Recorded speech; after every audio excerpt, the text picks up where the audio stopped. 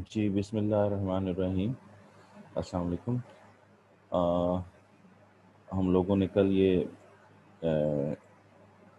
Kinds of supply with respect to time period देखी थी, और इसमें एक चीज़ जो मैं कल आपसे डिस्कशन करना भूल गया था वो ये कि ये जो मोर इलास्टिक सप्लाई कर्व होता है इसको लॉन्ग रन सप्लाई कर्व भी कहते हैं,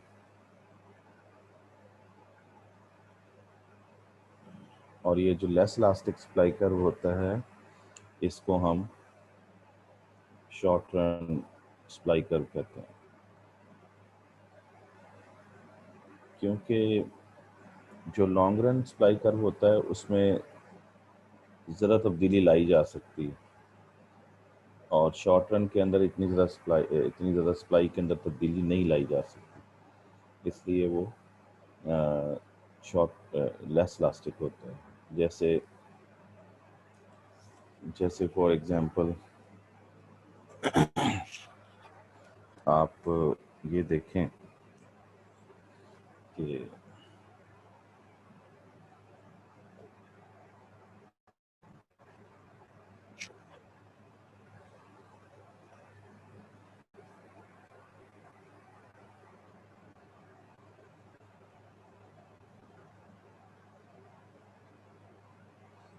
ये for example more elastic supply curve है।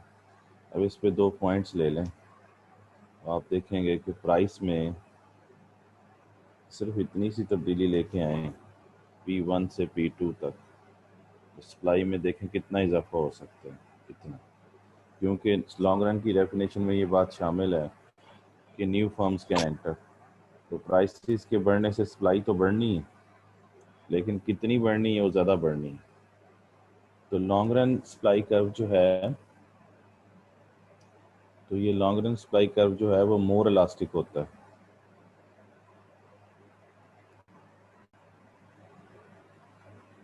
मोर इलास्टिक का मतलब आपको पता है इलास्टिक होता है, ठीक है ना जी। लेकिन अगर हम बात कर लें शॉर्ट रन की, तो शॉर्ट रन में क्या होता है? शॉर्ट रन में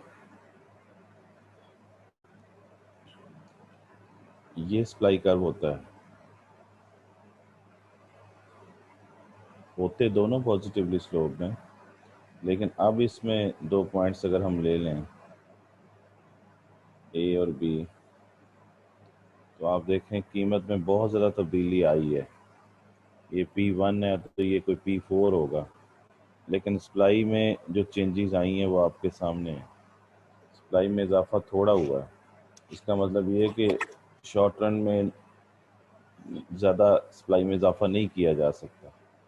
तो शॉर्ट रन सप्लाई कर्व जो होता है ये ग्रेटर देन 1 है, और ये क्या है? लेस देन 1 है। शॉर्ट रन सप्लाई कर्व जो है इज लेस इलास्टिक, जिसको हम इन इलास्टिक भी कहते हैं। ठीक हो गया जी। तो ये भी ज़रा ज़हन में रहे कि शॉर्ट रन में सप्लाई में ज़्यादा इजाफा नहीं हो सकता और ना ही ज़्यादा कमी हो सकती, लेकिन लॉन्ग रन में इजाफा भी ज़्यादा हो सकता है और कमी भी ज़्यादा हो सकती है। शॉर्ट रन में इजाफा भी थोड़ा है और कमी भी थोड़ी है आपके सामने। तो ये कल का टॉपिक है। अब नेक्स्ट टॉपिक जो हम लोगों ने पढ़ना है वो ये है कि factors affecting factors affecting elasticity of supply, elasticity of supply, ये टॉपिक है।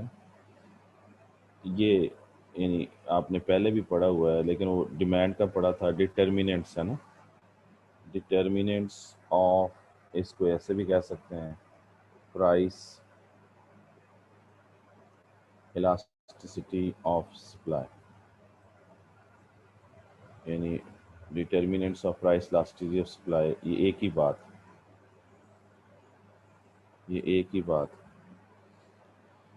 अब इसमें देखना क्या है, जब भी आप डिटर्मिनेंट्स ऑफ इलास्टिसिटी पढ़ते हैं या फैक्टर्स ऑफ इलास्टिसिटी पढ़ते हैं, फैक्टर्स ऑफ इलास्टिसिटी, तो उसमें दो बातें होती हैं, यानी डिटर्मिनेंट्स ऑफ इलास्टिसिटी या फैक्टर्स ऑफ इलास्टिसिटी में दो बातें होती हैं। एक क्या होता है कि मोर इलास्टिक और एक लेस इलास्टिक। तो यहाँ पर जो पहली चीज़ है वो क्या है, उसमें ये है कि आप को की बुक में भी अगर आप चले जाएं, फॉर एग्जांपल बुक में भी आपको ले जाएं, आप लोगों को बुक से भी मैं दिखाता हूँ।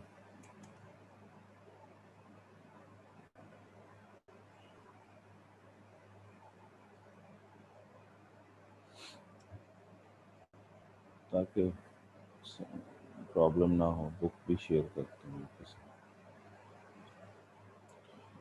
ये मेरे पास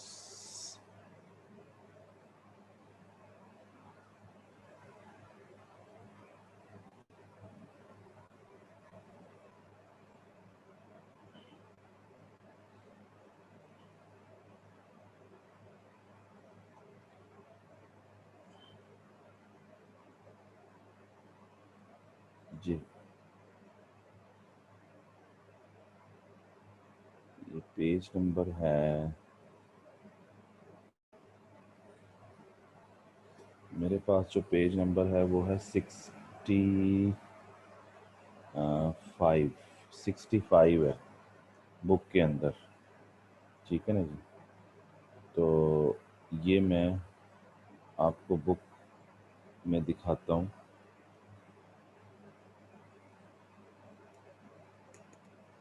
ये बुक आपके सामने आ रही होगी, इसमें ये वाला टॉपिक है जो हम लोग पढ़ रहे हैं, ये factors affecting the elasticity of supply, ठीक है ना जी। इसमें जो इसकी जो हेडिंग्स हैं वो पहले आप लोग लिख लीजिए। उसमें पहला क्या है, existence of the inventories of finish goods, ये पहला है हेडिंग। दूसरा है अवेलेबिलिटी ऑफ लेबर। तीसरा है स्पेयर कैपेसिटी। फिर है availability of raw material and components. और फिर है बैरियर्स टू एंट्री। और टाइम स्केल वाली बात जो है हम पहले ही कर चुके हैं कि शॉर्ट रन में लेस इलास्टिक होता है और लॉन्ग रन में मोर इलास्टिक होता है, ये बात हम पहले ही कर चुके हैं। ये वाला जो आपके सामने 5.2 सेक्शन है, मोमेंट्री सप्लाई कर्व वर्टिकल होता है, शॉर्ट रन लेस इलास्टिक होता है और लॉन्ग रन सप्लाई कर्व जो है वो मोर इलास्टिक होता है। ये 5.2 पहले पढ़ चुके हैं। आज ये 5.1 हमने अभी पढ़ना है फिलहाल। तो इसमें सिंपली अगर आप लोग देखें तो पहली चीज़ है existence of the inventories of the finish goods. तो इसका मतलब ये हुआ कि यहाँ पर अगर हम देखें तो आपको नज़र आ रहा होगा कि पहली जो हेडिंग है वो क्या है, इन एग्जिस्टेंस की बात हो रही है, existence of inventories of finished goods. अगर आपके पास ये मौजूद है, एग्जिस्टेंस है, तो फिर सप्लाई और कीमत में इजाफा होता है, तो आप सप्लाई में इजाफा ज़्यादा कर सकते हैं, मोर इलास्टिक होगा। अगर आपके पास इन्वेंट्री मौजूद है फिनिश गुड्स की, यानी अगर एग्जिस्टेंस है और कीमत में इजाफा हो जाता है, आप सेलर हैं और आपके पास आपकी चीज़ की कीमत में इजाफा हो जाता है, तो आप फौरी तौर पर सप्लाई बढ़ाएंगे, लेकिन आप देखेंगे कि आपके पास फिनिश गुड की इन्वेंट्री मौजूद है, तो आप उसकी सप्लाई में ज़्यादा इजाफा कर देंगे, तो सप्लाई क्या हो जाएगी, मोर इलास्टिक हो जाएगी। अगर जो है वो इन्वेंट्री मौजूद है, और अगर प्राइसेस में इजाफा होने से इन्वेंट्री मौजूद नहीं है तो सप्लाई बढ़ेगी तो सही, लेकिन थोड़ी बढ़ेगी, तो फिर क्या होगा, फिर लेस इलास्टिक होगा। लेस इलास्टिक को इनइलास्टिक भी कहते हैं, ठीक है ना जी। तो इसका मतलब ये है कि अगर तो एग्जिस्टेंस है, इफ एग्जिस्टेंस है ना, अगर एग्जिस्टेंस है तो ये होगा, इफ डज नॉट एग्जिस्ट। और अगर आपके पास फिनिश गुड एग्जिस्ट नहीं करती हैं, उसकी इन्वेंट्री नहीं है, तो फिर तो ज़्यादा जो है वो इजाफा नहीं हो सकता, तो फिर लेस इलास्टिक हो जाएगा। ये पहली हेडिंग समझ आ गई आप लोगों को। दूसरी बात जो है वो है अवेलेबिलिटी ऑफ लेबर। दूसरी बात क्या है, अवेलेबिलिटी ऑफ लेबर। ये भी वही बात है कि अगर जो है वो आपके पास लेबर अवेलेबल है या मार्केट में लेबर अवेलेबल है, तो फिर तो आप लेबर को यूटिलाइज करके ज़्यादा प्रोड्यूस कर सकते हैं और ज़्यादा सप्लाई कर सकते हैं। यानी अगर अवेलेबिलिटी होगी तो सप्लाई मोर इलास्टिक हो जाएगी, अगर अगर अवेलेबिलिटी ऑफ लेबर नहीं होगी तो सप्लाई में ज़्यादा इजाफा नहीं किया जा सकता, ठीक है ना जी। ये तो बड़ी सीधी सी बात है। आप की चीज़ है, फॉर एग्जांपल आप पंखा बनाते हैं तो पंखे की कीमत में इजाफा हो जाता है, तो पंखा बनाने के लिए अब आपको क्या चाहिए, आपको जाहिर सी बात है कि वो चाहिए, फैक्टर्स ऑफ प्रोडक्शन चाहिए, और उसमें इंपॉर्टेंट सबसे लेबर है। तो लेबर अगर अवेलेबल होगी तो सप्लाई में इजाफा होगा ना, तो और अगर ज़्यादा अवेलेबल होगी तो ज़्यादा इजाफा होगा। तो ज़्यादा इजाफा का मतलब क्या है कि मोर इलास्टिक। तो अवेलेबिलिटी ऑफ लेबर है तो फिर तो है, अगर नहीं तो फिर प्रॉब्लम हो जाएगा, क्योंकि अगर अनएम्प्लॉयमेंट नहीं है, कम है, और तो फिर तो लेबर नहीं मिलेंगे आपको, समझ रहे हैं ना। अगर बेरोज़गारी बहुत कम है तो फिर कहाँ से लेबर लेके आएंगे आप। हाँ, अगर बेरोज़गारी ज़्यादा होगी तो अवेलेबिलिटी ऑफ लेबर भी ज़्यादा होगी, यानी अनएम्प्लॉयमेंट अनएम्प्लॉयमेंट अगर ज़्यादा होगी, मोर अनएम्प्लॉयमेंट होगी, तो अनएम्प्लॉयमेंट एग्जिस्ट करेगी तो लेबर आपको मिलेगी ना, तो अवेलेबिलिटी ऑफ लेबर होगी।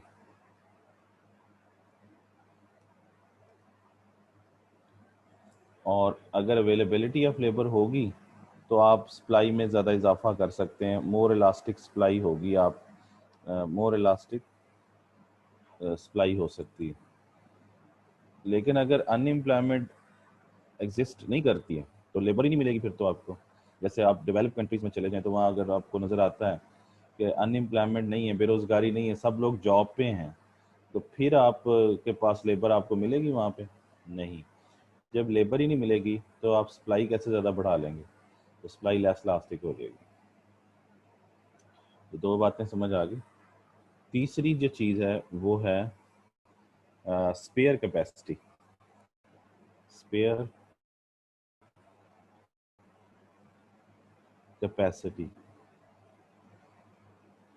ये भी वही बात है कि अगर फर्म के पास स्पेयर कैपेसिटी है, उसके पास जो किसकी कैपेसिटी, हर चीज़ की कैपेसिटी, उसके पास रिसोर्सेज स्पेयर हों, उसके पास मशीनरी स्पेयर हो, तो उसके पास इनपुट स्पेयर हों, और फिर उसकी चीज़ की कीमत में इजाफा हो जाए, तो फिर तो वो सप्लाई में ज़्यादा इजाफा कर सकता है। स्पेयर कैपेसिटी अगर होगी तो मोर इलास्टिक, अगर स्पेयर कैपेसिटी नहीं है तो फिर आपके लिए सप्लाई बढ़ाना, सप्लाई तो बढ़ेगी लेकिन ज़्यादा नहीं बढ़ सकेगी, लेस इलास्टिक हो जाएगी। यानी अगर इफ स्पेयर कैपेसिटी एग्जिस्ट है ना, तो सप्लाई क्या होगी, मोर इलास्टिक हो जाएगी, सप्लाई में ज़्यादा इजाफा किया जा सकता है। और इफ स्पेयर कैपेसिटी, स्पेयर कहते हैं फालतू, डज नॉट एग्जिस्ट, आपके पास है ही कुछ नहीं, तो फिर सप्लाई क्या होगी, लेस इलास्टिक, फिर सप्लाई में ज़्यादा इजाफा नहीं किया जा सकता। ठीक हो गया जी। उसके बाद चौथा पॉइंट है कि रॉ मटेरियल एंड कंपोनेंट्स। वही बात है कि अगर आपकी जहाँ पे आपकी फैक्ट्री है या फर्म है वहाँ पर एग्जिस्टेंस है रॉ मटेरियल और कंपोनेंट की, रॉ मटेरियल आसानी से मिल जाता है, कंपोनेंट्स मिल जाते हैं, तो फिर तो सप्लाई में ज़्यादा इजाफा हो जाएगा। जैसे फॉर एग्जांपल आप मरी में रहते हैं, तो वहाँ पे पता चले कि आपके पास रॉ मटेरियल ही नहीं पहुँचा वहाँ तक, मौसम ख़राब होने की वजह से, तो आप सप्लाई में कितना इजाफा कर सकते हैं। आपने आपके पास वहाँ पे खाना बनाने के लिए घी ना हो, तो आप खाना अगर बेचते हैं, होटल है आपका, तो रॉ मटेरियल ही ना हो, चीनी ना हो, तो चीज़ें ना हो जो चाहिए होती, तो आप कहेंगे जी इस्लामाबाद से या पिंडी से आएंगी तो फिर हम उसको देंगे। अभी फ़िलहाल हमारे पास उसकी कंपोनेंट्स नहीं है, रॉ मटेरियल नहीं है हमारे पास, तो इसलिए अगर रॉ मटेरियल भी मौजूद होगा, कंपोनेंट्स मौजूद होंगे, तो आप जो है वो सप्लाई ज़्यादा दे सकते हैं, मोर इलास्टिक हो जाएगी। अगर नहीं है या कम है तो सप्लाई में ज़्यादा इजाफा नहीं किया जा सकता, लेस इलास्टिक हो जाएगा। उसके बाद है पांचवा, time barriers to entry.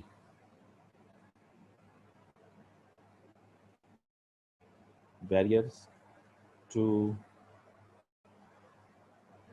Entry, तो बैरियर्स कहते हैं रुकावटें।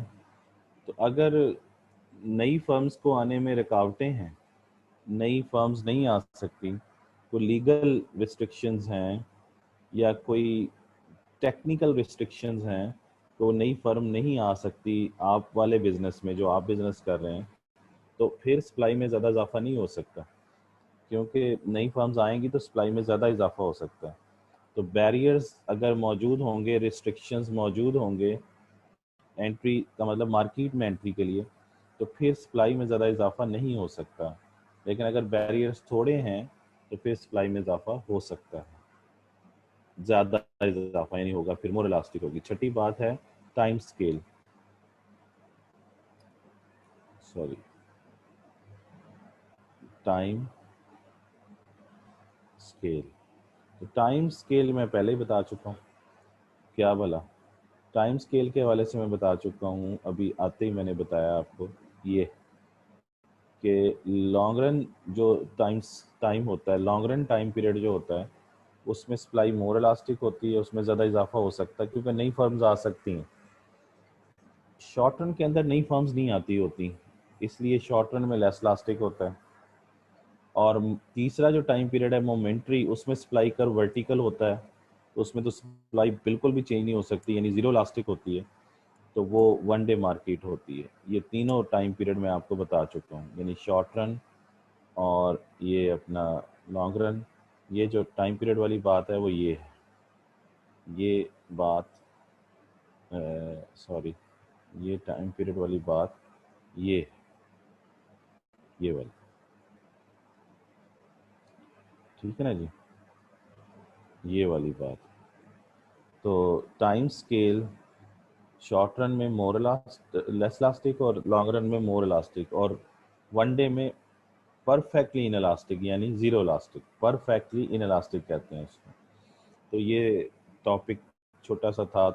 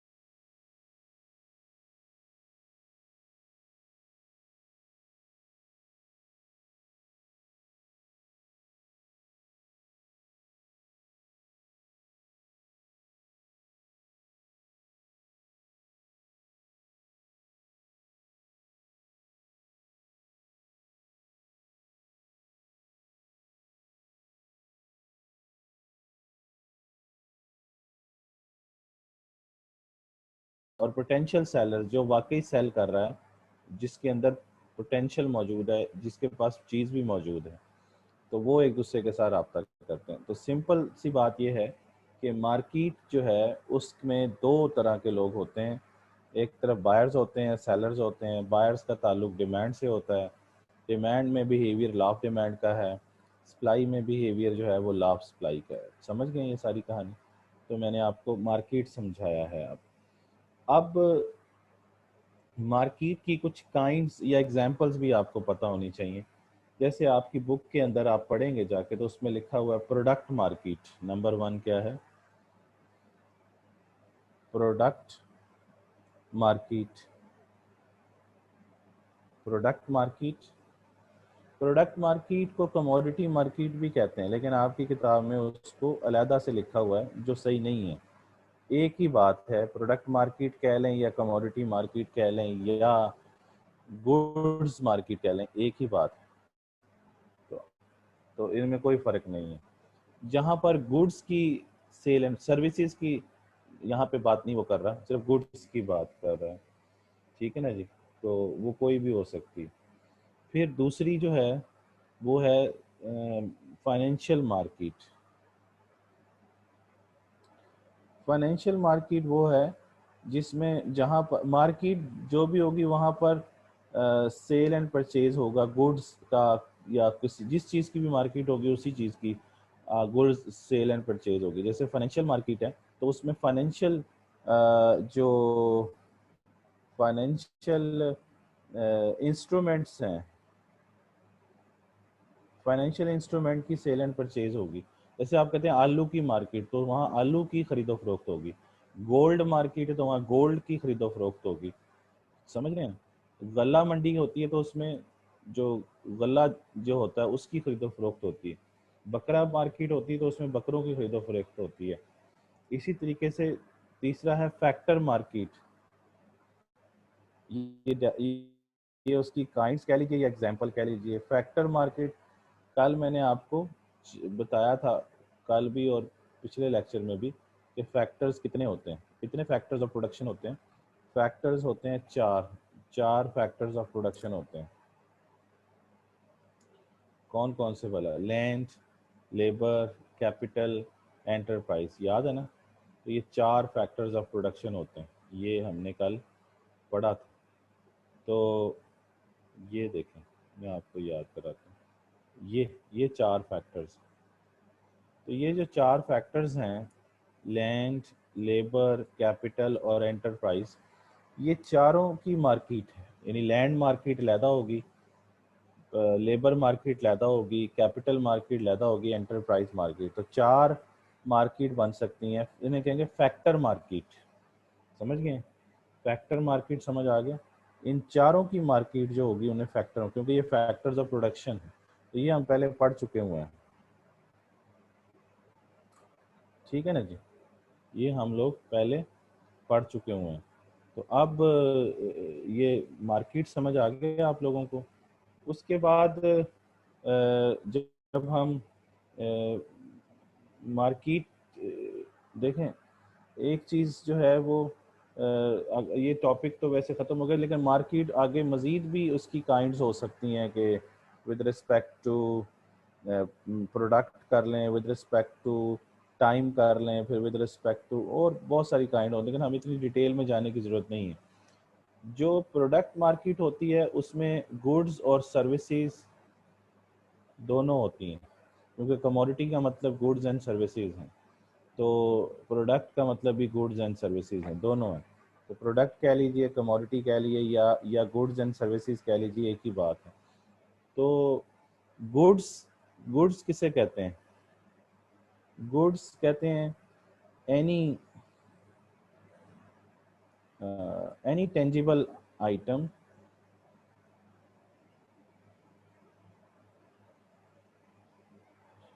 any tangible which can satisfy the human wants।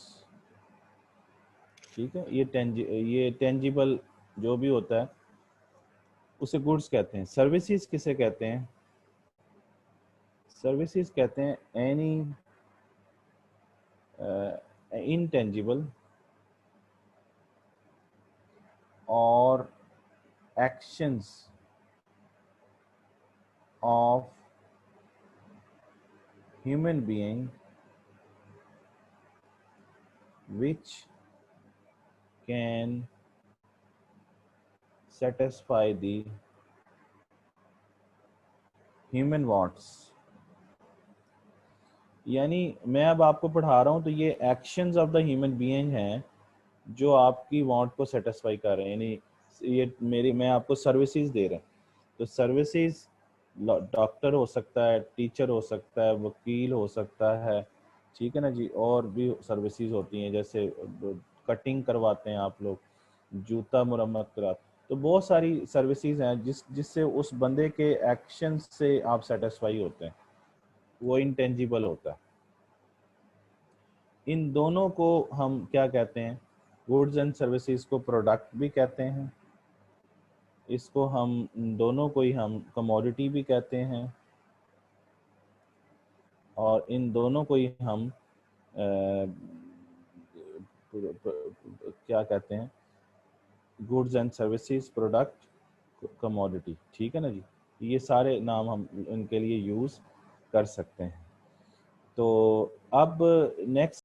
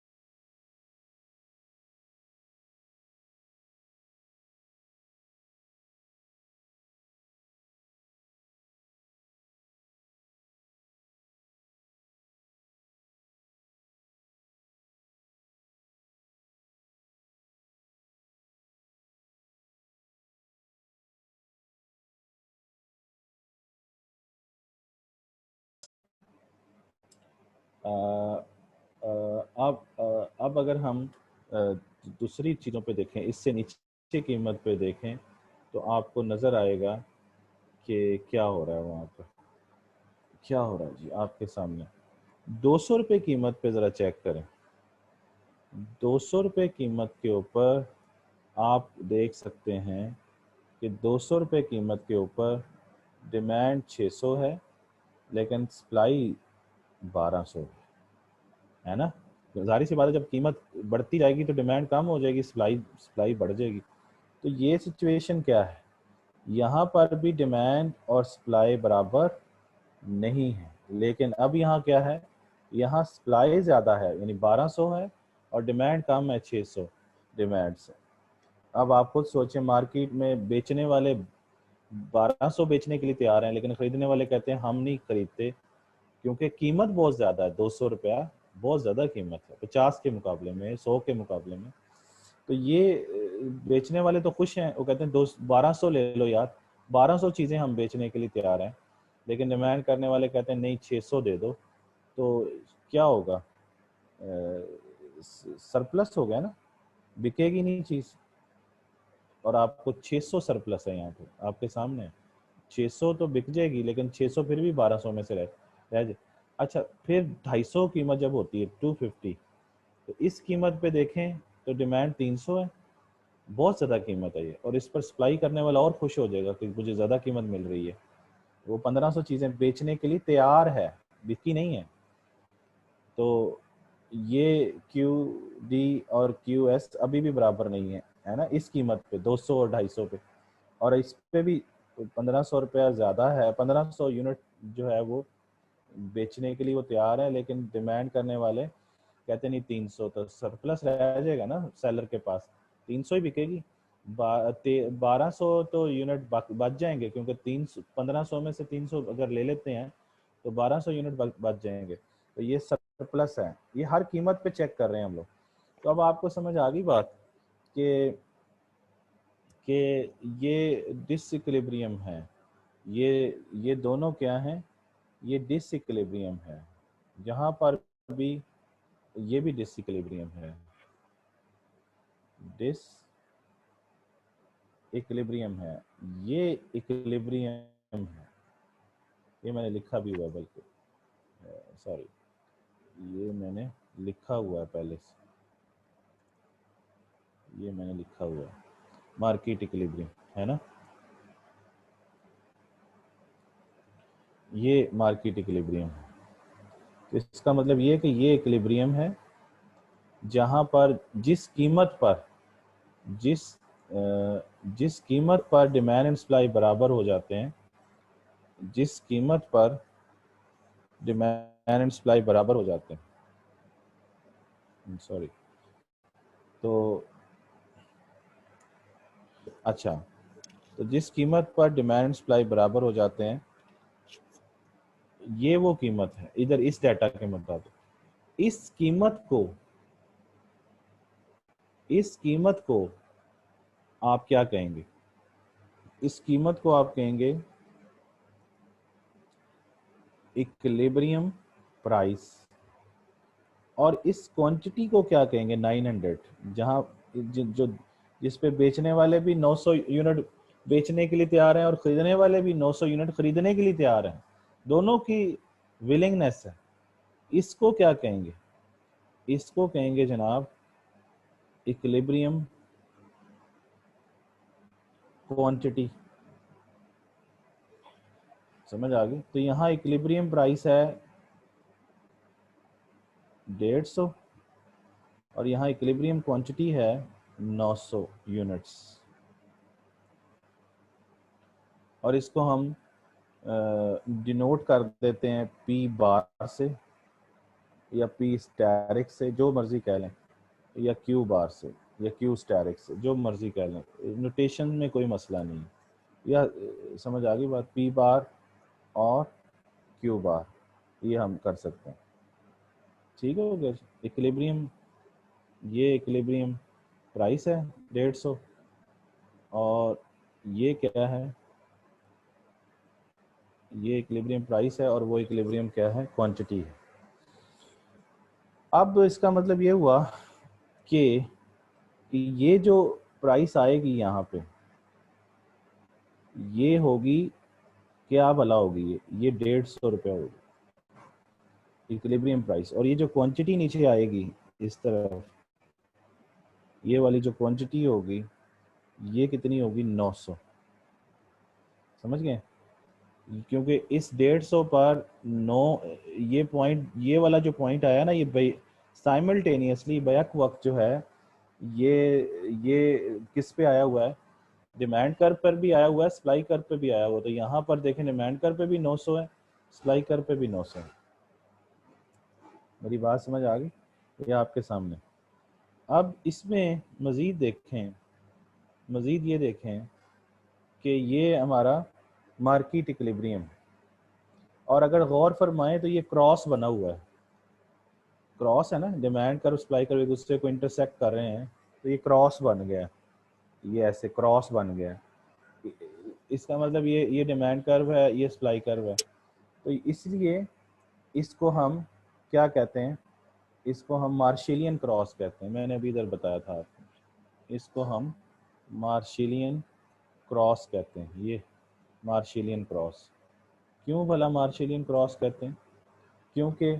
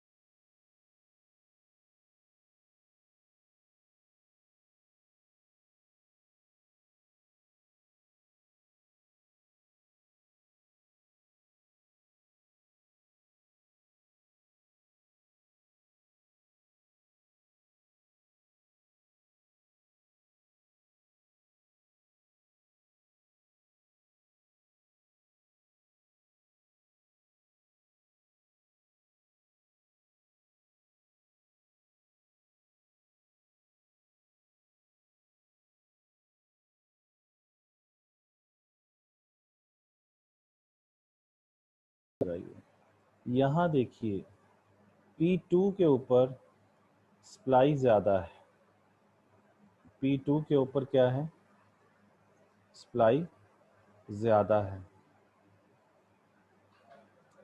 ये मैं मिटा रहा हूँ। अच्छा जी, P2 के ऊपर जब सप्लाई ज़्यादा है डिमांड से तो क्या होगा, सप्लाई ज़्यादा हो जाए तो क्या होता है, ये देखें सप्लाई ज़्यादा है तो सप्लाई ज़्यादा होगी, ये 1 मिनट, सप्लाई जब ज़्यादा होगी तो कीमत क्या हो जाएगी, कम हो जाएगी। इसका मतलब ये है कि इसका रिज़ल्ट ये निकलेगा, कीमतें कहाँ चली जाएंगी, नीचे। और ये देखें इस डायग्राम कि जब भी सप्लाई ज़्यादा होती है डिमांड से तो कीमतें नीचे जाती हैं और कीमत यहाँ आ जाएगी, ये कीमत कोई हो जाएगी, इसका कोई नाम रख दें P2 डैश। तो यहाँ पर अभी भी ये गैप रह जाएगा सरप्लस, लेकिन फिर भी अभी भी सप्लाई ज़्यादा है, फिर कीमत नीचे जाएगी, यहाँ पे आ जाएगी कीमत, यहाँ पर अभी भी सरप्लस है, इतना सरप्लस कम होता जा रहा है। तो ज्यों ज्यों जब तक ये सप्लाई ज़्यादा रहेगी डिमांड से, कीमत नीचे जाती रहेगी और जाते जाते दोबारा आप कहाँ आ जाएंगे, इक्विलिब्रियम पे आ जाएंगे, दोबारा इक्विलिब्रियम पे आ जाएंगे आप। ठीक हो गया, ये बात समझ में आ गई। अच्छा, अब यहाँ देखें P1 पर क्या था, P1 पर डिमांड ज़्यादा थी, तो डिमांड जब ज़्यादा होगी तो प्राइस पर क्या फ़र्क पड़ेगा, ये आपके सामने। डिमांड जब ज़्यादा होती है तो कीमतें ऊपर जाती हैं, तो कीमत क्या जाएगी, ऊपर जाएगी। और ऊपर जाने का मतलब P1 से यहाँ पे आ जाएगी, फॉर एग्जांपल यहाँ आ जाएगी। तो ये अभी भी शॉर्टेज है, लेकिन पहले से शॉर्टेज पहले इतनी थी, यहाँ से यहाँ तक, C से D तक, अब कम होकर यहाँ से यहाँ तक रह जाएगी। फिर क्या नतीजा निकलेगा, तभी भी डिमांड सप्लाई से ज़्यादा है, फिर कीमत ऊपर जाएगी, मज़ीद जाती जाएगी जब तक कि ये शॉर्टेज ख़त्म नहीं हो जाती। और अल्टीमेटली ये कीमत यहाँ से बढ़ते बढ़ते दोबारा इस कीमत पर आ जाएगी जो इक्विलिब्रियम प्राइस है, और आप इक्विलिब्रियम क्वांटिटी पर दोबारा आ जाएंगे। तो इसका मतलब ये है कि आप का ये जो इक्विलिब्रियम है ये रीस्टोर हो जाएगा, डिसइक्विलिब्रियम से आप दोबारा इक्विलिब्रियम की तरफ आ जाएंगे। तो ये है जी मार्केट इक्विलिब्रियम जो हम लोगों ने अभी पढ़ा है। इसमें मेरा ख्याल है आपको ये चीज़ें सारी समझ आ गई हैं कि ये क्या कह रहे हैं वहाँ पे। ठीक है जी, और इसको हमने टेबल से भी पढ़ा है और इसको हमने ग्राफ के ज़रिए भी पढ़ा है, और आपको मैंने कुछ चीज़ें मज़ीद भी बताई हैं कि क्या होता है वहाँ पे। अच्छा, अभी हमारे पास 15 मिनट हैं, हम मज़ीद भी एक टॉपिक पढ़ सकते हैं, वो भी पढ़ते हैं, लेकिन मेरा ख्याल है कि यहाँ तक आपको बातें समझ में आ गई होंगी। ये मैं नेक्स्ट जो चीज़ समझा रहा हूँ वो ये है, नेक्स्ट टॉपिक है हमारा, नेक्स्ट टॉपिक है effects on market equilibrium. Market equilibrium पे इफ़ेक्ट्स देखने हैं हमें। मार्केट इक्विलिब्रियम कहाँ हुआ था, ये आपके सामने ई पॉइंट पे, जहाँ जहाँ मार्केट इक्विलिब्रियम कहाँ पे हुआ था, वेयर बोथ डिमांड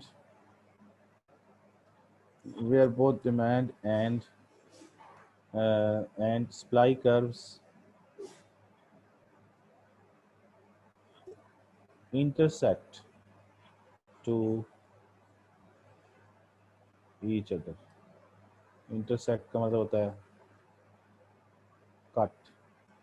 काटना, जहाँ पे दोनों एक दूसरे को काटते हैं, तो वहाँ पर मार्केट इक्विलिब्रियम होता है। और जहाँ मार्केट इक्विलिब्रियम होता है वहाँ मज़ीद दो चीज़ें होती हैं, एक हमारे पास इक्विलिब्रियम प्राइस आ जाती है और एक हमारे पास इक्विलिब्रियम क्वांटिटी आ जाती है, ये दो चीज़ें होती हैं। आप जब मार्केट इक्विलिब्रियम पे फैक्ट्स पे जाएंगे और मार्केट इक्विलिब्रियम चेंज होगा मार्केट इक्विलिब्रियम पे फैक्ट्स में ये होगा कि मार्केट इक्विलिब्रियम चेंज होगा, तो फिर इक्विलिब्रियम प्राइस और इक्विलिब्रियम क्वांटिटी भी चेंज होगा। ठीक है ना जी, इक्विलिब्रियम प्राइस और इक्विलिब्रियम क्वांटिटी भी चेंज होगा फिर।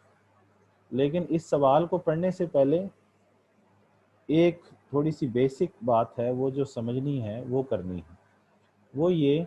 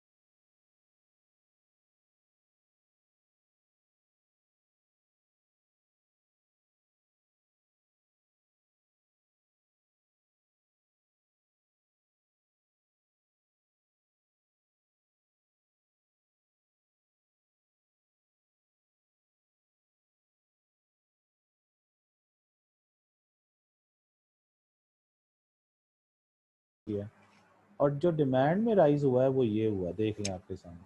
इसमें राइज थोड़ा हुआ है, इसमें राइज ज़्यादा हुआ है, और यही वो कह रहा था कि rise in supply is greater than the demand. और अब इसका इफेक्ट क्या दिखाना है आपने, ये देखें जी, इक्विलिब्रियम प्राइस 1 से 2 हो गई, यानी कम हो गई। यहाँ 2 लिख लें, नॉट लिख लें, कोई फ़र्क नहीं पड़ता, इससे नोटेशन में कोई रोला नहीं है। और ये QE1 पे चले गए आप, QE नॉट से। तो ये आपने बताना है कि इक्विलिब्रियम क्वांटिटी पे क्या फ़र्क पड़ा और इक्विलिब्रियम प्राइस पे क्या फ़र्क पड़ा, ये असल चीज़ ये है। और ये देखना है कि ये कितना शिफ्ट किया और ये कितना शिफ्ट किया। तो डिमांड कर्व इतना शिफ्ट किया है, लेकिन डिमांड भी राइज़ किया है और सप्लाई भी राइज़ किया है, लेकिन सप्लाई में जो राइज़ है वो डिमांड के राइज़ से ज़्यादा है। इस तरह की कई सिचुएशन हो सकती हैं। मैं आपको नोट्स भेज रहा हूँ, आपने उसमें से ये सिचुएशन लिख के खुद बनाना है, और फिर उस नोट्स में चेक करना सही बना हुआ है या नहीं सही बना हुआ है। आपका जो बना हुआ है मुझे चेक नहीं कराना, खुद उसमें बना हुआ चेक कर लेना है आप लोगों ने। ठीक है जी, चलें जी, यहीं तक ख़त्म करते हैं। Thank you very much. इससे आगे फिर इंशाल्लाह कल हम लोग पढ़ेंगे, लेकिन अभी आपका सवाल देख लूँ कुछ है कि नहीं। What is finish good? Finish good का मतलब ये है कि जिस पे कोई मज़ीद प्रोसेस ना हो। रमशा, एक जैसे आप ये समझते हैं कि बिल्कुल ये तैयार है, बिल्कुल इसमें कोई मज़ीद वैल्यू एडेड नहीं हो सकती, मज़ीद उसमें कोई प्रोसेस ना हो सकता हो, तो वो फिनिश्ड है। और ये वेरी करेगा, एक आप कहेंगे ये फिनिश है, दूसरा कहेगा नहीं फिनिश है। ठीक है ना, जैसे आइसक्रीम है, आप कहेंगे फिनिश्ड है, लेकिन हो सकता है कि मेरे लिए फिनिश ना हो, फाइनल जिसे कहते हैं, क्योंकि मैं आइसक्रीम केक बनाना चाह रहा हूँ तो उसमें मैं डालूँ, तो फिर आइसक्रीम केक जाके फिनिश होगा। इसलिए आप डिफरेंट लोगों के लिए फिनिश गुड डिफरेंट हो सकती है, लेकिन आप उसको बता देंगे कि अगर इसमें मज़ीद प्रोसेस हो सकता है तो वो फिनिश नहीं है, अगर वो मज़ीद प्रोसेस नहीं हो सकता तो वो फिनिश्ड है। This is my first class, please tell me the book name and please add me in WhatsApp group. ये CR साहब, तलहा भाई, इनको बुक नेम भी बताओ और इनको ऐड भी करो ग्रुप के अंदर। ठीक है, ये तलहा साहब अभी आपको नंबर देंगे, वैस भाई आप उनसे इधर से ही नंबर अभी नोट कर लीजिएगा, वो आपको बता देते हैं, आपको बुक भी दे देंगे। जब लेबर आती है तो सप्लाई आती है, जब ज़्यादा लेबर आती है तो ज़्यादा सप्लाई आती है। वेरी गुड, बहुत अच्छी बात है, यही मैं कहना चाह रहा था। फैक्टर मार्केट थोड़ा समझा दीजिए। फैक्टर मार्केट जनाब, न्यू स्टूडेंट है, पिछला लेक्चर सुने सिदरा, उसमें पूरी फैक्टर मार्केट समझाई है मैंने, चारों फैक्टर्स को समझाया। बैरियर्स टू एंट्री का मतलब ये है कि नई फर्म को आप अंदर आने से रोकें। कैसे रोकेंगे? वो उस सूरत में रोकेंगे जब आप फर्ज करें, आप गवर्नमेंट से ही ले लेते हैं, पेटेंट ले लेते हैं कि कोई और उसमें आ नहीं सकता, आपके पास राइट्स होते हैं, आप किसी को आने नहीं देते, या रॉ मटेरियल भी आपके कब्जे में होता है तो आप दूसरी नई फर्म को अंदर ही नहीं आने देते, या आप कीमत इतनी कम रखते हैं कि नई फर्म आ नहीं सकती, वो भी बैरियर है। हाई प्राइस होगी तो नई फर्म को फायदा होगा ना आने का। तो ये कुछ बैरियर्स टू एंट्री हैं, या आपकी चीज़ इतनी डिफ्रेंशिएटेड है, इतनी अच्छी है कि लोग आ नहीं सकते।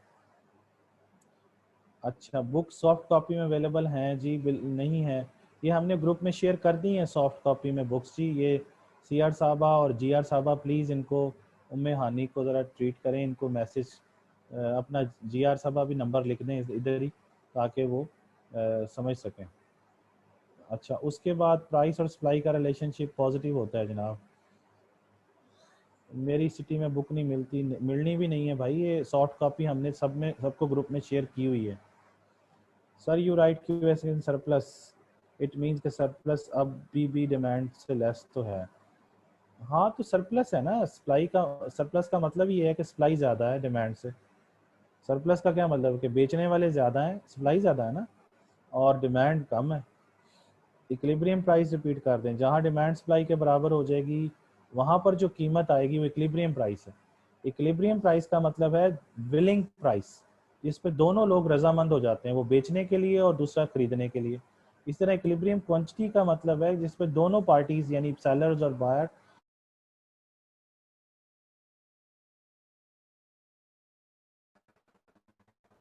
उस, शाम को मुझे तलहा याद कराना किताब में से भी पढ़ें और नोट्स भी भेज देता हूँ इसके, ठीक है। मेरा फर्स्ट लेक्चर है, मुझे बुक्स और पेपर पैटर्न बता दें। ये सीआर साहब से रब्ता करें जी इन चीज़ों के लिए। उसके बाद टेबल की लिहाज से आपने अपोजिट कर दिया ग्राफ के डिटेल, तो आप should not Q S more than Q, ऐसा नहीं है भाई, जोर से देखो। सर व्हाट्सएप नंबर भी सीआर साहब शेयर कर देते हैं आपको। सर हम नोट्स कैसे ले सकते हैं भाई, सीआर साहब बताएं इनको। Good teacher, thank you very much. What is financial goods? Financial good होती है जैसे बॉन्ड होता है, जैसे शेयर होता है। शेयर सुना है ना आप लोगों ने, कराची वाले ज़्यादा जानते होंगे, लाहौर वाले भी। शेयर वो फाइनेंशियल होती हैं चीज़ें। जिसे आप स्टॉक एक्सचेंज में इन्वेस्टमेंट करते हैं, इस तरह मरकज़ कौमी बचत से आप जो सर्टिफिकेट्स खरीदते हैं, तो वो सारे फाइनेंशियल गुड्स हैं, फाइनेंशियल इंस्ट्रूमेंट्स कहते हैं उनको। Join the name of the book, ये सीआर साहब प्लीज़ इनको बताएं। Sir today you have send the topic from book and July, कब भेजते हैं जी? आज भेजते हैं। मेरा ख्याल इस वक्त सीआर मौजूद नहीं है, मैं आपको उसका बता दूं फ़ोन नंबर। तलहा नाम है, तलहा साहब सीआर है हमारी क्लास के। उसका नंबर है 03335875 ये सीआर का नंबर है। बुक से रेलिवेंट ग्रुप में ऐड करना, ये सारा उसका काम है, मेरा नहीं है भाई। आप उनसे रब्ता करें।